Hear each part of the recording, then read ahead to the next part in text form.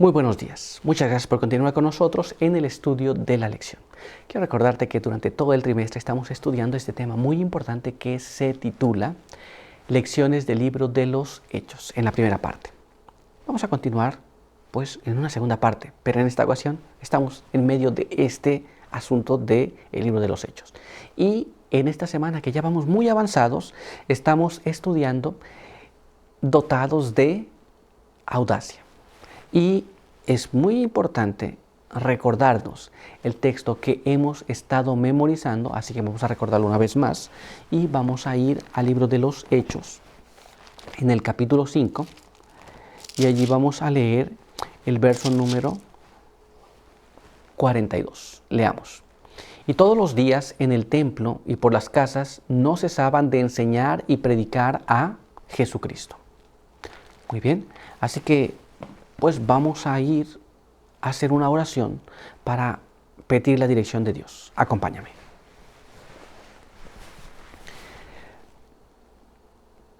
Padre eterno que está en los cielos, santificado sea su nombre. Estamos muy agradecidos una vez más por permitirnos estar aquí para poder compartir juntos la palabra del Señor. Queremos pedir que su buen Espíritu nos pueda dirigir y pueda enseñarnos su palabra, que sus buenos ángeles también puedan estar alrededor de nosotros, ayudándonos en todo aquello que necesitamos. Pedimos que se quede con nosotros, en el nombre de Jesús. Amén. Muy bien, pues vamos a continuar con nuestro estudio para el día de hoy. El día de hoy tenemos un apartado que se titula rindiendo una obediencia suprema. Y nuestra primera pregunta dice así: ¿qué debemos aprender de Pedro frente a la oposición? Muy bien, ya vimos qué es lo que le pasó. Ya vimos también que les fueron a traer y había una oposición muy fuerte. ¿Pero qué debemos de aprender de estas cosas? Bueno, vamos a ir a la palabra del Señor para ver qué es lo que nos dice allí. Vamos al libro de Hechos de los Apóstoles, capítulo 5. Y allí vamos a leer el verso 27 hasta el verso 29. Y dice así: cuando los trajeron, los presentaron en el concilio, y el sumo sacerdote les preguntó: ¿no os mandamos estrictamente que no enseñéis en ese nombre? Y ahora habéis llenado a Jerusalén de vuestra doctrina, y queréis echar sobre nosotros la sangre de ese hombre. Pedro y los apóstoles respondieron: es preciso obedecer a Dios antes que a los hombres.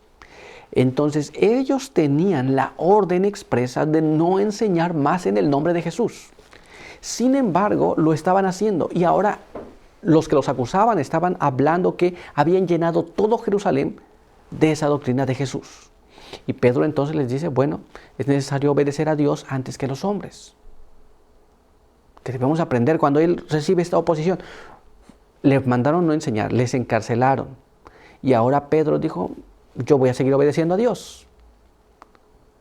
Estaba cierto que tenía un mandato de los hombres, de los sacerdotes, pero también tenía un mandato de Dios. Ahora tenía que decidir a quién obedecer, si a Dios o el mandato de los sacerdotes.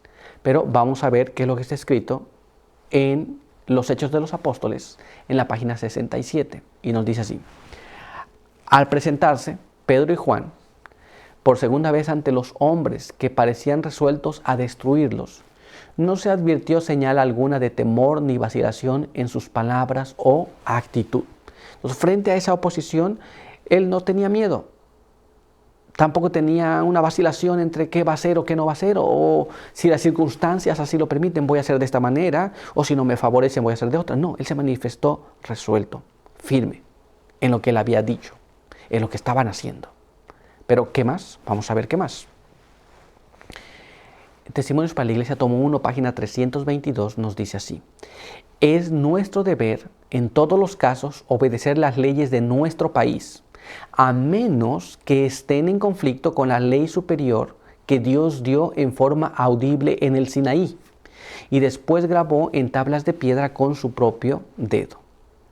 Muy bien, es nuestro deber cumplir las leyes del país. Si la ley del país me dice que haga algo que no esté en contraposición con la ley de Dios, tengo que hacerlo.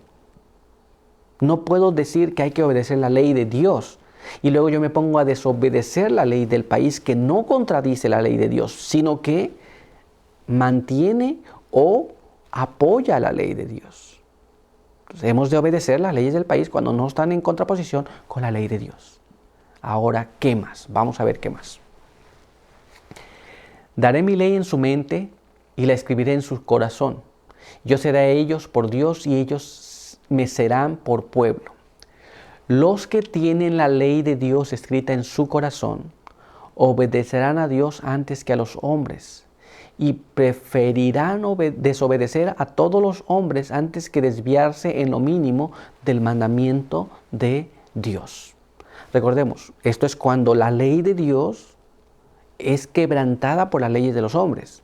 El verdadero cristiano, el que tiene la ley de Dios en su corazón, va a preferir obedecer a Dios antes que a los hombres. Cuando la ley de los hombres quebranta la ley de Dios o se contrapone o se siente superior a la ley de Dios, entonces el que tiene la ley de Dios en su corazón va a obedecer a Dios antes que a los hombres. Pero veamos qué más nos dice ahora. Los que aman los mandamientos de Dios se someterán a toda ley buena del país. Pero si los requerimientos de los dirigentes están en conflicto con las leyes de Dios, la única cuestión que hay que zanjar es: ¿obedeceremos a Dios o al hombre? Muy bien, toda ley buena que no tiene nada que ver con la violación a los mandamientos de Dios, debo obedecerla. Los verdaderos cristianos obedecen esas leyes. Cuando no, entonces se queda fuera de lugar todo el asunto. ¿Nos damos cuenta? ¿Estamos entendiendo cómo? Muy bien, pues entonces vamos a continuar con nuestra siguiente pregunta. Veamos lo que nos dice. ¿Qué más explicó el apóstol sobre el Evangelio, revelando así un secreto vital de cómo recibir el Espíritu Santo? ¿Qué más explica el apóstol? ¿Cuál es el secreto importante para recibir el Espíritu Santo? Vamos a ver qué es lo que nos dice la palabra de Dios. Leamos lo que está escrito en el libro de los Hechos, capítulo 5, y allí vamos a leer los versos 30 al verso 32, y leemos de esta manera. El Dios de nuestros padres levantó a Jesús, a quien vosotros matasteis colgándolo en un madero. A este Dios lo ha exaltado a su diestra por príncipe y salvador, para dar a Israel arrepentimiento y perdón de los pecados. Y nosotros somos testigos suyos de estas cosas, y también el Espíritu Santo que Dios ha dado a los que le obedecen. Esta lectura es muy importante porque nos habla que lo que Pedro, cómo defiende el asunto Pedro, pero también narra y explica cómo Dios da el Espíritu Santo a aquellos que le obedecen. Muy bien, solamente aquellos que le obedecen. Ahora vamos a ver y vamos a analizar cómo nos narra este asunto el espíritu de profecía. Leamos este siguiente párrafo. Consejo sobre la obra de la escuela sabática en la página 43 nos dice así: aquellos que consagran alma, cuerpo y espíritu a Dios, purificando sus pensamientos por la obediencia a la ley divina, recibirán continuamente una nueva dotación de poder físico y mental. El corazón suspirará por Dios y elevará fervientes súplicas a lo alto por una clara percepción para discernir la misión y la obra del Espíritu Santo. ¿Muy bien? Entonces, nosotros hemos de ver que para recibir el Espíritu Santo tenemos que obedecer. Y cuando nosotros obedecemos, entonces vamos a querer una percepción clara de su obra y de la misión que tiene el Espíritu Santo en nuestras vidas. Muy bien, pero el secreto es la obediencia, una consagración completa. Vamos a ver qué más nos dice ahora. No nos toca a nosotros usar al Espíritu, sino al Espíritu usarnos a nosotros, amoldando y formando cada facultad. Esto es, no es de yo pedir el Espíritu para que yo diga voy a tener el Espíritu para hacer esto, para hacer aquello. No, es de pedir el Espíritu para que el Espíritu me amolde a mí, para que cada facultad sea entrenada por el Espíritu Santo y entonces sea eficaz.